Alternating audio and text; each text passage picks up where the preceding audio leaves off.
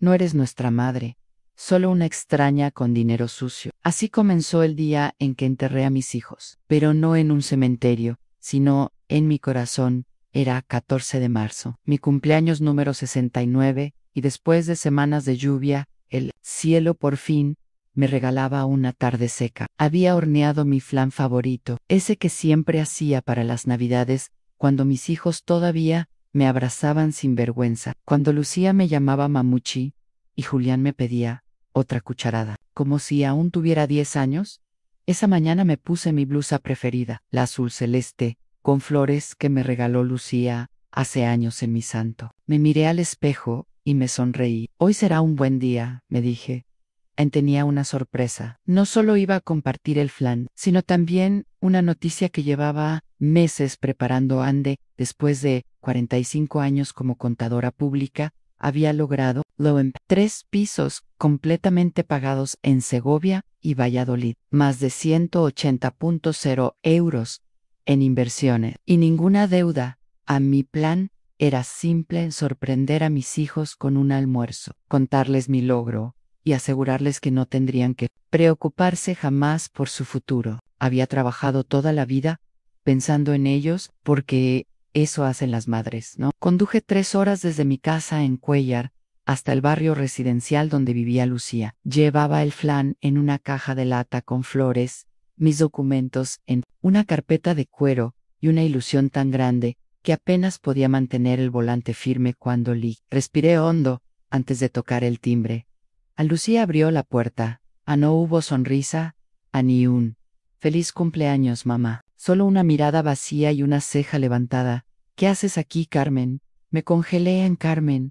No, mamá, no, madre, al solo. Carmen, hoy es mi cumpleaños. Lucía, dije con voz temblorosa, levantando el flan como escudo. Pence, que podríamos celebrar juntos. Tengo buenas noticias que compartir con vosotros. Ella no respondió. Solo se giró para mirar a alguien detrás de ella. Julián apareció en la entrada, con los brazos cruzados y expresión de juez en tribunal. Pasa rápido, murmuró Lucía, sin emoción. Pero no podemos entretenerte mucho. Tenemos planes. Entré en la casa. Era elegante, amueblada con piezas que yo misma había ayudado a comprar cuando se casaron. En la mesa de centro había papeles, una laptop abierta y 2 copas a medio llenar de vino. Siéntate ahí, indicó Julián, señalando una silla lateral, lejos del sofá donde ellos se acomodaron como si fueran miembros de una junta directiva. Saqué la carpeta con los documentos. Trade de Sonrier. Quiero hablaros del futuro. He estado revisando mis cuentas, mis propiedades, mis inversiones y tengo muy buenas noticias. Vuestra madre ha logrado construir algo sólido. Quiero que lo sepáis, que estéis tranquilos. A Lucía soltó una carcajada seca. ¿De dónde sacaste todo ese dinero, Carmen?, preguntó con tono sarcástico. Porque una contadora jubilada no acumula esa fortuna sin ensuciarse un poco las manos. Sentí un nudo en el estómago. ¿Cómo? Vamos, mamá, intervino Julián. No nos veías en meses, siempre ocupada, siempre revisando cuentas. ¿Estabas robando, lavando dinero? Me faltó el aire. ¿De verdad pensáis eso de mí? Tú lo dijiste, dijo Lucía, levantándose y cruzando los brazos. Has trabajado toda tu vida. Sí, pero ¿legalmente? ¿Quién sabe? Ese dinero es legítimo, contesté con esfuerzo. Cada euro está documentado. He ahorrado, invertido bien. Compré propiedades cuando nadie las quería. Pero Julián levantó la mano como si mandara callar al tráfico. No queremos tus excusas, Carmen. No queremos tu dinero sucio. Y entonces lo dijo a Lucía, con una mirada que me atravesó como cuchillo. Frío, desaparece con tu dinero sucio. No eres nuestra madre, solo una extraña. El tiempo se detuvo. No recuerdo si respiraba. Solo veía sus rostros, los rostros de mis hijos, esos bebés que amamanté sola cuando su padre nos dejó, esos niños que cuidé cuando tenían fiebre, a los que leí cuentos hasta que se dormían, a los que ayudé a hacer los deberes y superar rupturas, a mudarse. Ahora me miraban como si fuera una ladrona cualquiera, una molestia, una carga con manos temblorosas. Cerré la carpeta la volví a meter en el bolso, me levanté de la silla, con más dignidad de la que creí tener aún. Entiendo, les dije, con voz tranquila que ni yo me reconocía. Si soy una extraña para vosotros, entonces también lo sois para mí. Me giré, caminé hasta la puerta, sentí sus miradas frías clavadas en mi espalda. Antes de salir, me detuve, volví la cabeza solo un poco. Y yo no le doy dinero a extraños. Cerré la puerta con suavidad, envolví a mi coche, conduje bajo la lluvia hasta Cuéllar sin música, sin radio, solo el silencio y mi corazón herido golpeando contra el pecho. Pero esa noche algo cambió. No lloré, no grité, no llamé a ninguna amiga. Encendí mi ordenador, entré a mis cuentas y comencé a borrar nombres. Lucía y Julián ya no eran herederos. Esa era solo la primera jugada. No le doy dinero a extraños. Esa frase se volvió mi escudo, en mi frontera. Mi despertar el lunes siguiente, me desperté con el cuerpo dolorido, como si hubiese corrido una maratón emocional, sin preparación. Me preparé un café solo, sin azúcar, como siempre lo hacía cuando necesitaba claridad. No consuelo. Miré por la ventana de mi cocina en Cuéllar. A lo lejos, la niebla seguía cubriendo los campos como una manta pesada. Pero dentro de mí algo se había disipado. No sentía rabia, tampoco tristeza, sentía una calma fría, nueva, como si una versión dormida de mí se hubiese levantado por fin. Encendí mi ordenador portátil y comencé la verdadera limpieza. Primero, eliminé a Lucía y a Julián como beneficiarios de mis cuentas bancarias. Después, cambié claves, cerré accesos antiguos. Luego, pasé a revisar los movimientos más recientes. Ahí fue cuando lo vi, en mi cuenta de inversiones del Banco de España, aquella donde había depositado pequeñas cantidades durante años. Había retiradas de entre 400 y 900 euros, que yo no recordaba haber hecho durante los últimos 6 meses. Siempre, en viernes, siempre, justo antes de los festivos, fruncí el ceño, revisé más a fondo. Había una sola persona autorizada para acceder a esa cuenta además de mí. Lucía, ella, mi hija, la que me llamó extraña, con dinero sucio, a la que sonrió cuando me echó de su casa. Había estado robándome durante meses, sin decir una palabra, sin siquiera parpadear, mientras me acusaba de ser deshonesta. Es tipo de traición. No dolía por el dinero, no, dolía por la hipocresía. Llamé al banco. Me atendió un ejecutivo de confianza, don Eugenio Calderón, un hombre mayor que me recordaba a mi difunto tío Alfredo. Formal, meticuloso, directo. Señora Ramírez, me dijo con voz grave, esos retiros claramente no fueron realizados. Esto constituye fraude bancario. No presentaré denuncia. Todavía, respondí tras un silencio, pero quiero que elimine a todos los usuarios autorizados. Solo yo debo tener acceso, de ahora en adelante. Lo haré de inmediato. Colgué. A mi corazón latía con fuerza, no por el miedo, sino por la decisión. Por primera vez en años, estaba tomando el control total de mi vida. No habían pasado ni 72 horas desde la humillación del domingo, cuando recibí la primera llamada. Era Lucía. Hola, mamá. Su voz sonaba diferente, más dulce. Estuve pensando en lo que pasó. Quizás fuimos un poco duros contigo. Julián está algo estresado últimamente. No respondí. Ella continuó.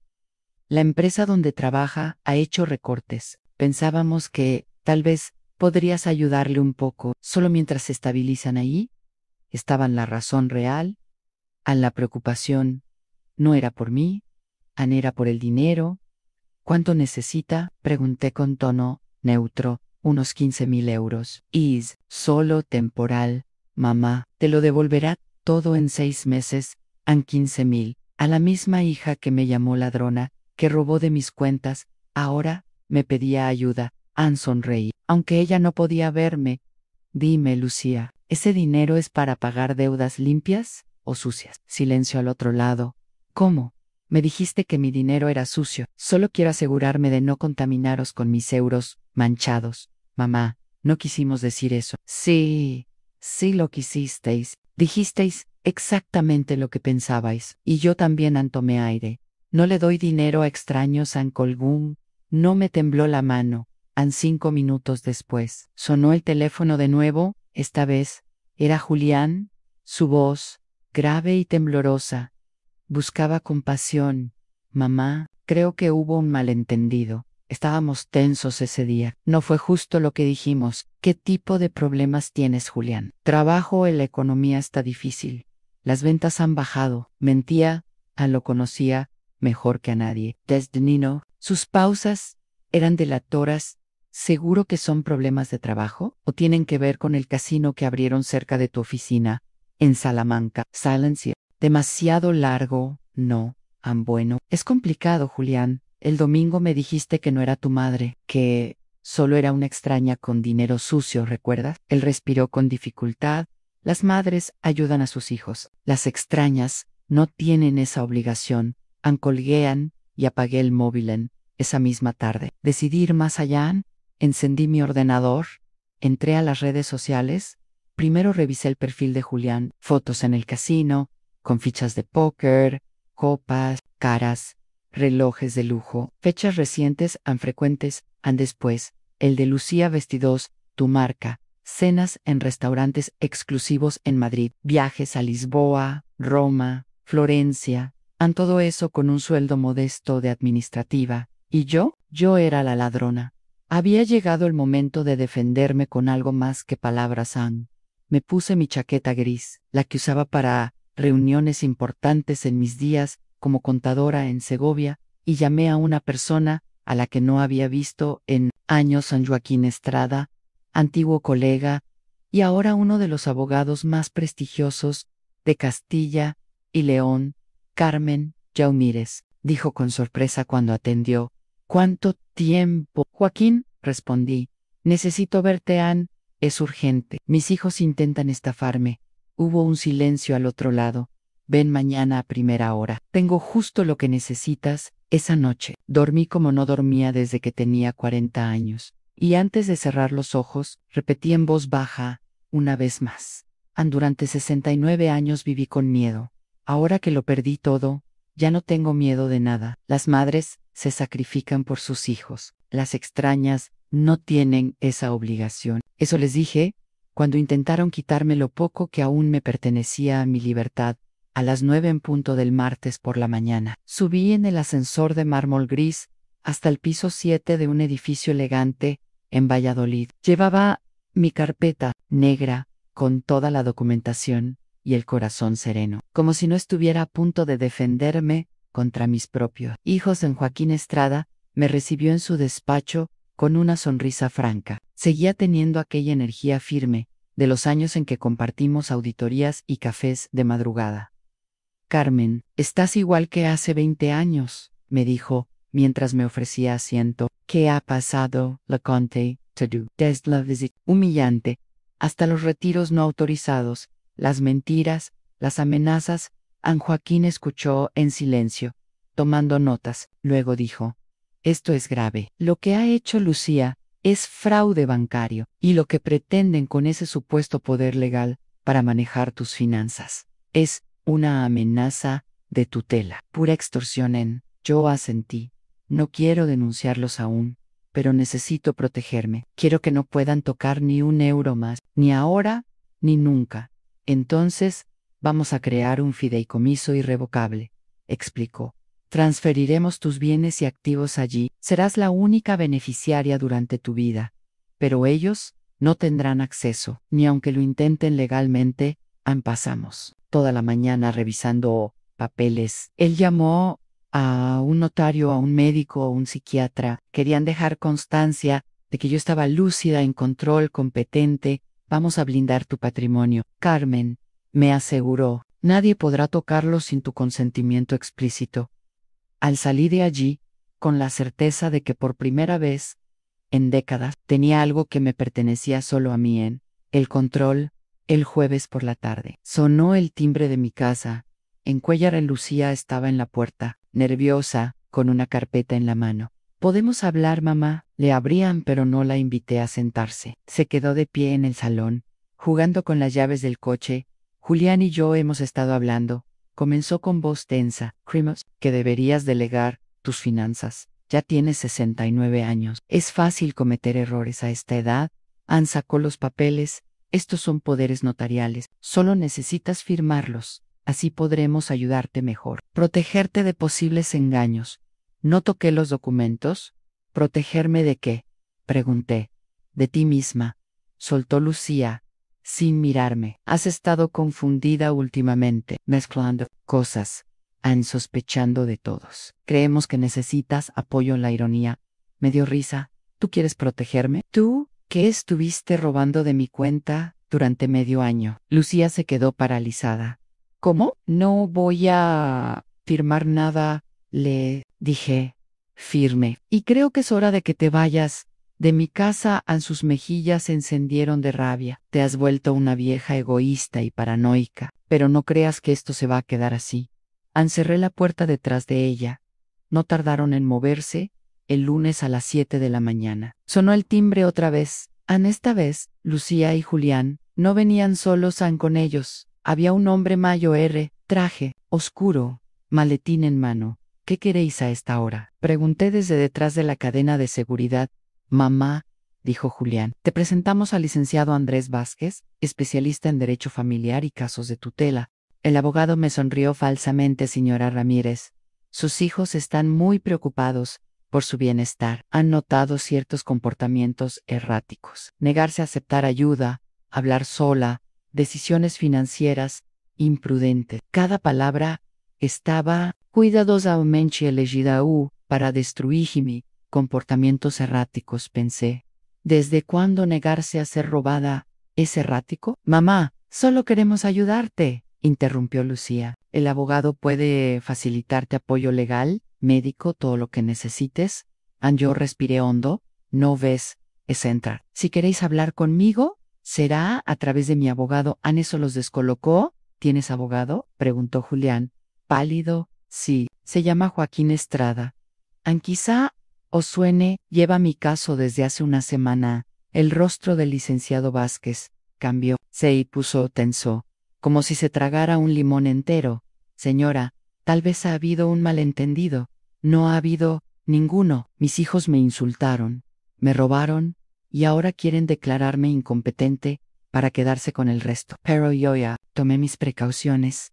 Todo está documentado. Todo está en manos de Joaquín. Lucía empezó a llorar. Mamá, no entiendes. Julián está en peligro. Las personas a las que debe dinero pueden hacerle daño. Esto es vida o muerte. Julián bajó la cabeza. Tenía la mejilla izquierda morada, el labio partido. Había recibido el primer aviso físico. Entonces, que llame a la policía, respondí. Yo no soy su madre, ¿recuerdan? Solo soy una extraña con dinero sucio. El abogado trató de intervenir. Señora, tal vez podríamos llegar a un acuerdo. Sus hijos están dispuestos a firmar una declaración comprometiéndose a devolver cualquier dinero indebido. La única solución que me beneficia, dije, es que os alejéis de mi casa y no volváis jamás.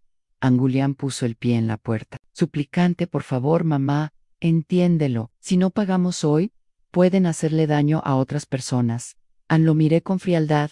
Las madres se sacrifican por sus hijos. Las extrañas no tienen esa obligación, y con una fuerza que no sabía que tenía. Quité su pie y cerré la puerta.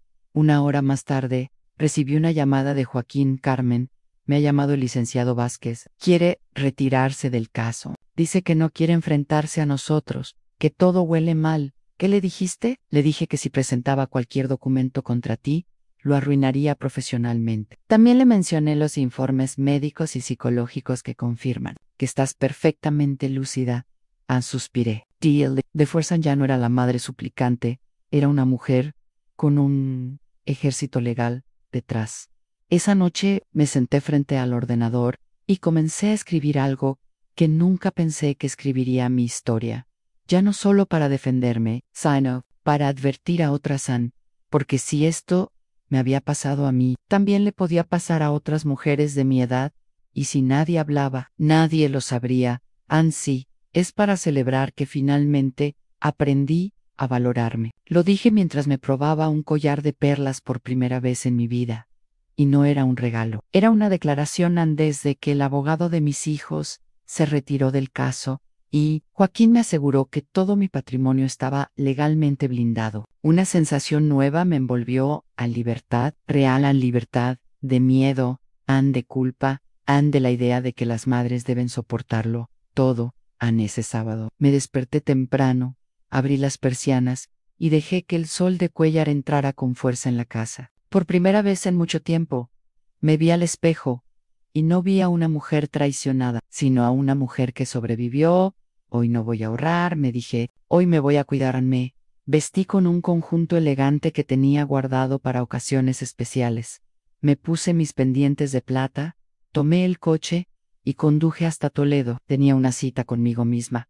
Entré en una joyería antigua del casco histórico donde nunca antes me había atrevido a comprar nada. Era ese tipo de lugar donde las vitrinas brillan más que las luces, y los vendedores te miran como si supieran tus ingresos con solo verte entrar.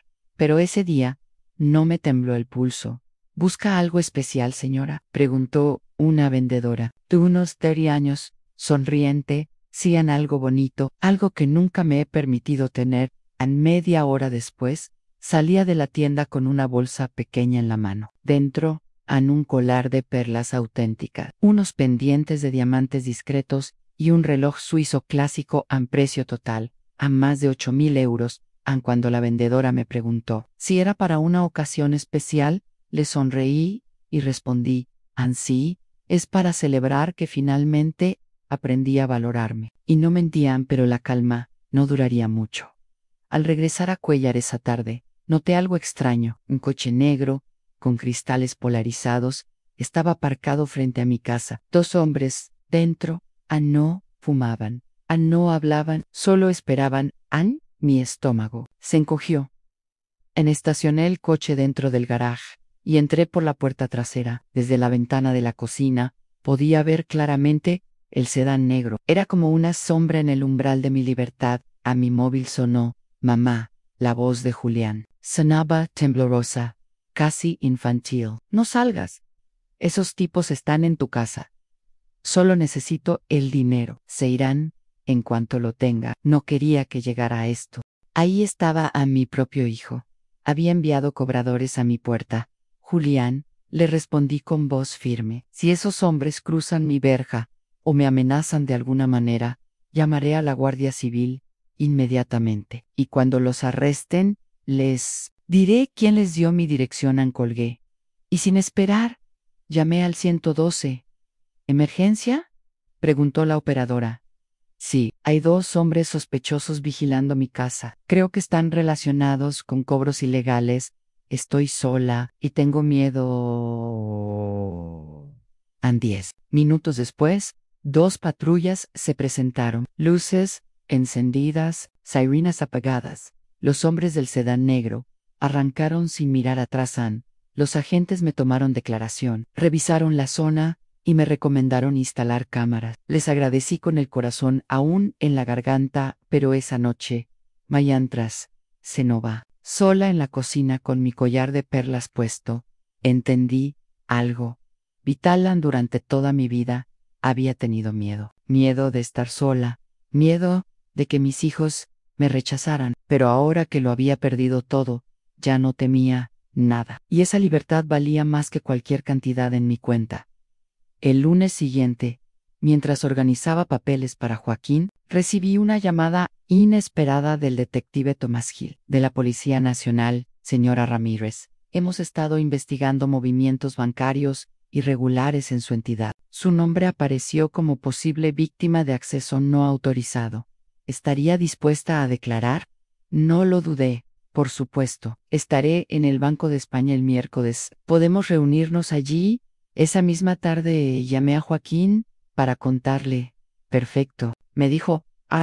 Esto confirma que el fraude existió. Y si tus hijos intentan algo más, estarán en el radar de las autoridades. El miércoles amanecí más temprano que de costumbre. Puse un vestido negro sobrio, me recogí el cabello y me maquillé con esmero. Me miré al espejo y por primera vez en años me reconocí como una mujer poderosa Nalas. Las 9:30 llegué al banco, Lucía ya me esperaba en el aparcamiento. Vestida como para una entrevista de trabajo, me abrazó como si todo lo anterior nunca hubiese pasado. Buenos días, mamá. Estoy muy orgullosa de que hayas tomado esta decisión. Es lo mejor para todos. Anne sonreí. Por dentro, hervía Anne.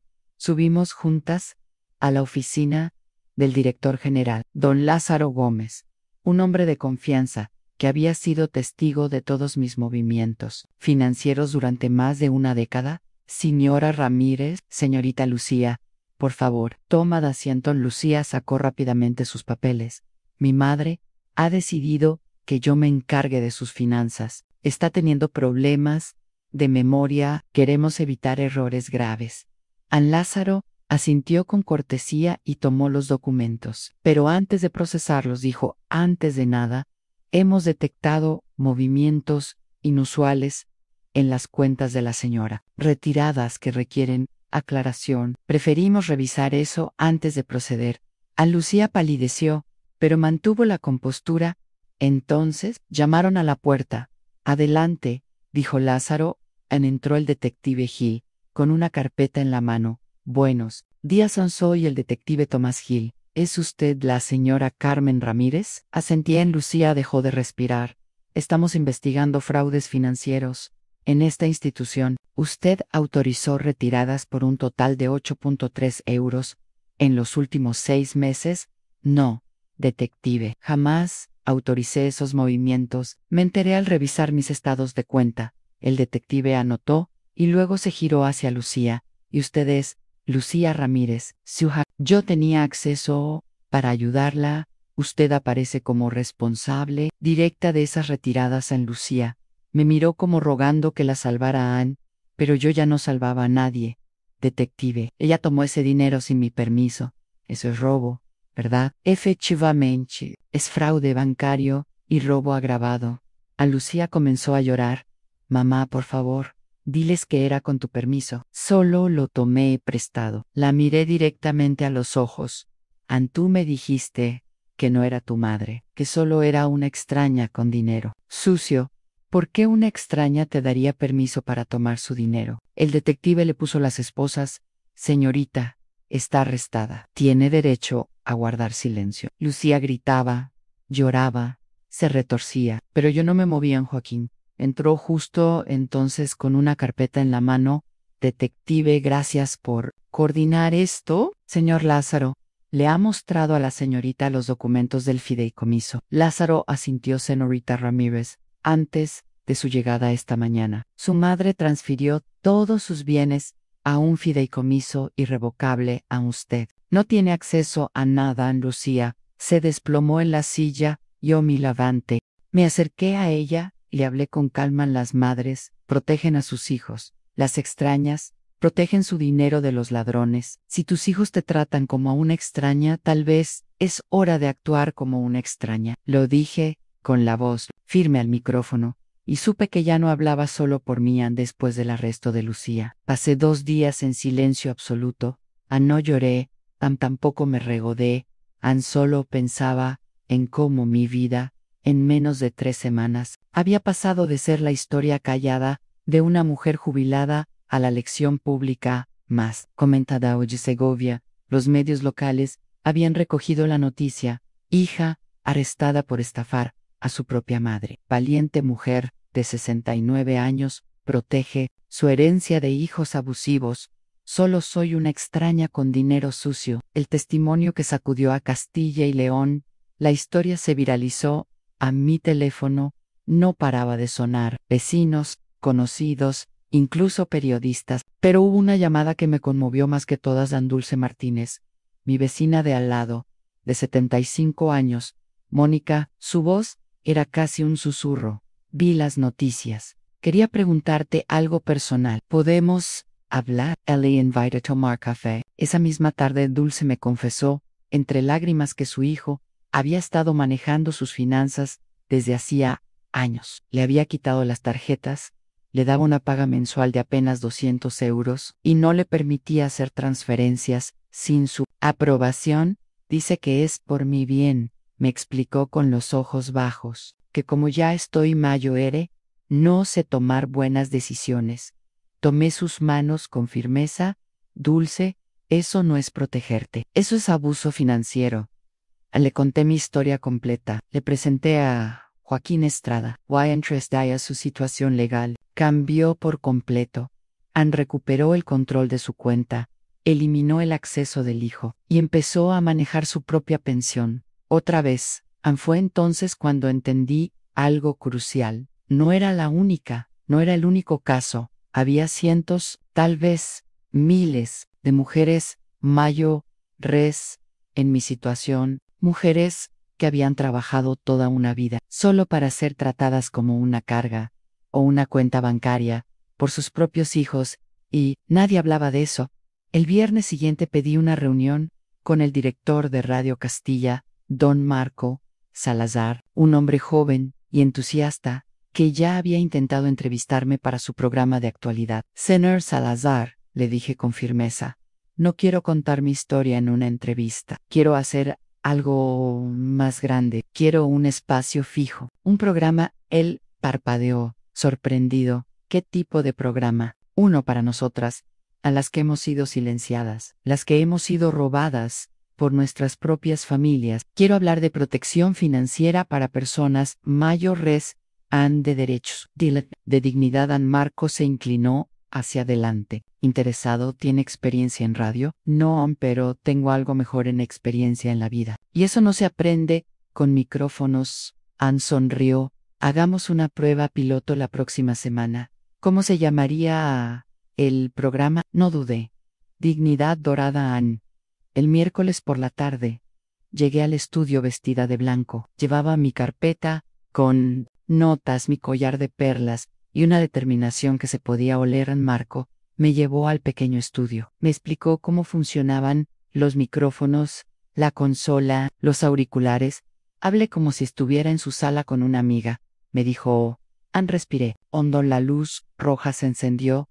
Buenos días, queridos oyentes. Mi nombre es Mónica Ramírez y este es Dignidad Dorada, un espacio donde los mayores recuperamos nuestro valor, nuestra voz y, sobre todo, nuestro poder. Ann, durante una hora, conté todo. Ann, sin filtros, la traición, el robo, a la humillación, el proceso legal, el fideicomiso, el arresto, pero también hablé de algo más grande, de la liberación. Ann, de la transformación que ocurre cuando una mujer deja de suplicar amor y empieza a exigir respeto. Si ustedes están escuchando esto, dije, hacia el final, y reconocen su historia en la mía, quiero que sepan 3 cosas.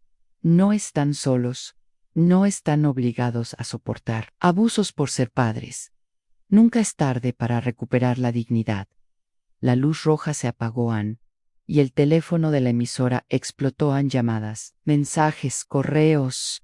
Ann, gente de toda Castilla, hombres, mujeres, incluso jóvenes. Una señora de Zamora dijo a Mónica, llevo años sintiéndome invisible. Hoy me hiciste sentir vista. Un señor de Soria compartió: mi hija maneja mis cuentas sin mi permiso. Nunca pensé que fuera abuso. Hasta hoy. Marco entró al estudio con los ojos abiertos como platos.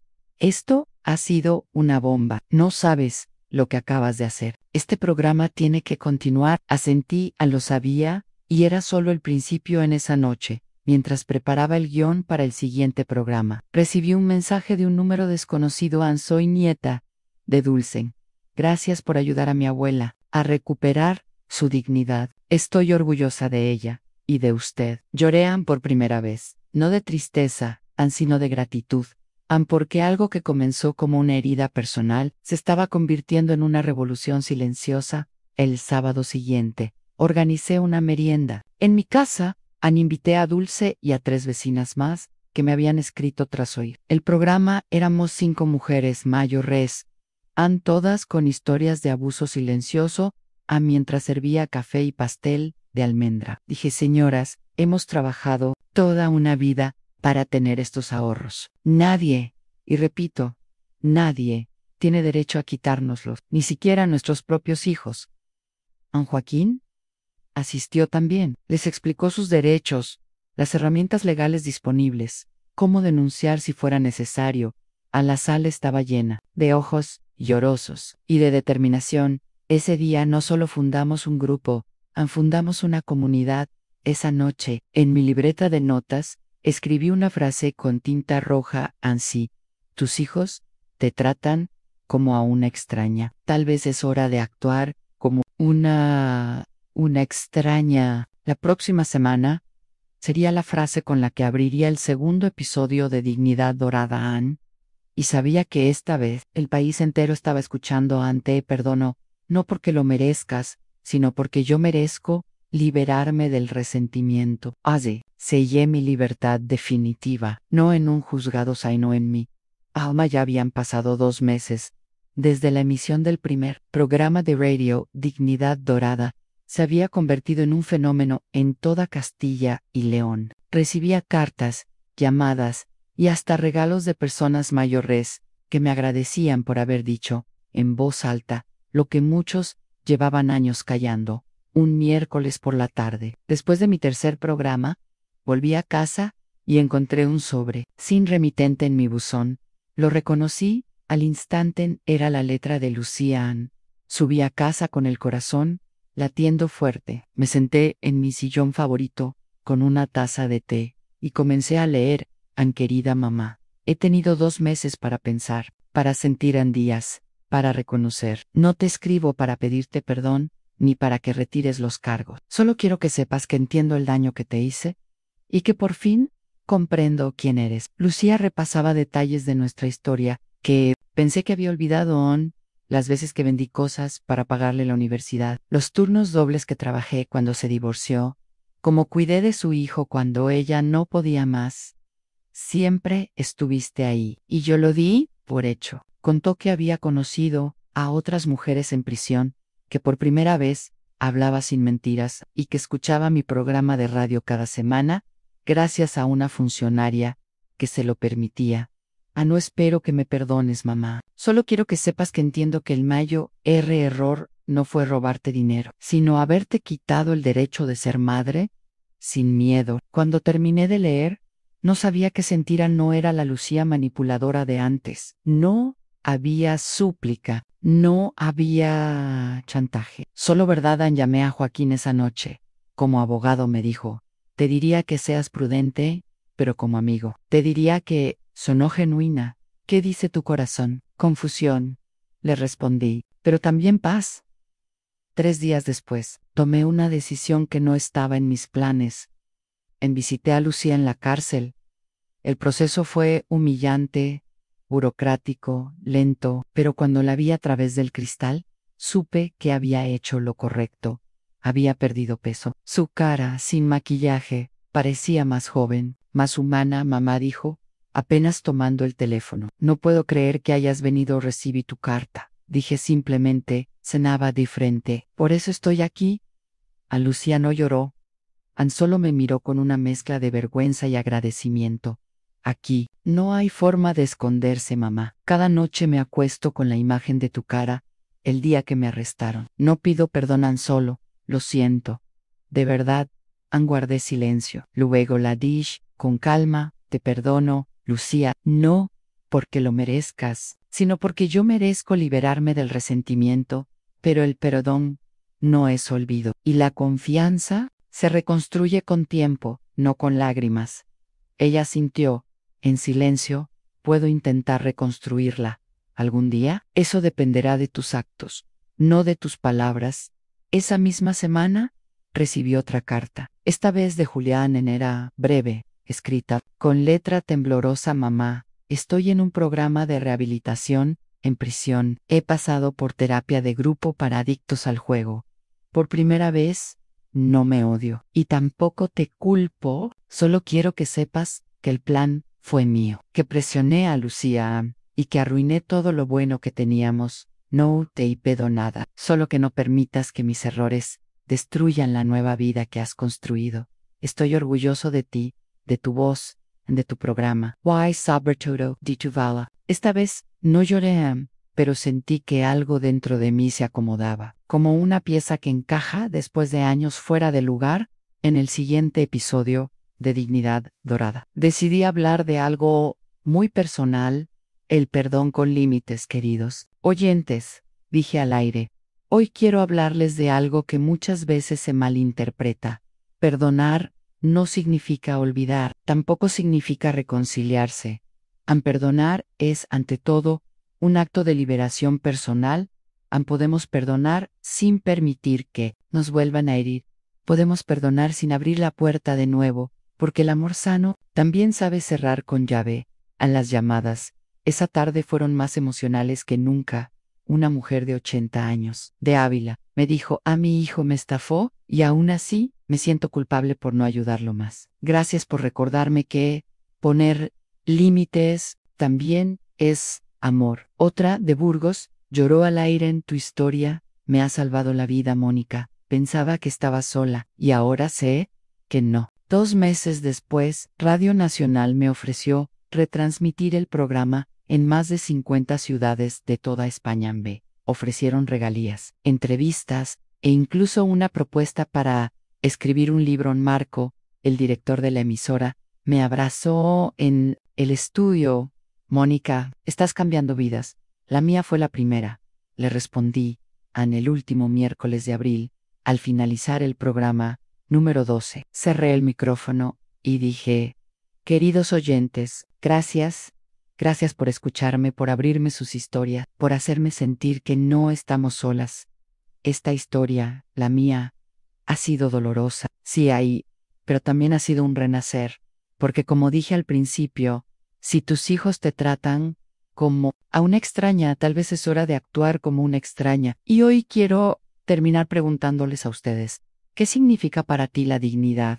¿En qué momento decides dejar de suplicar y empezar a respetarte? Nos reencontramos la próxima semana, pero hasta entonces, vivid con voz, con límites, con dignidad dorada. Gracias por acompañarme hasta el final.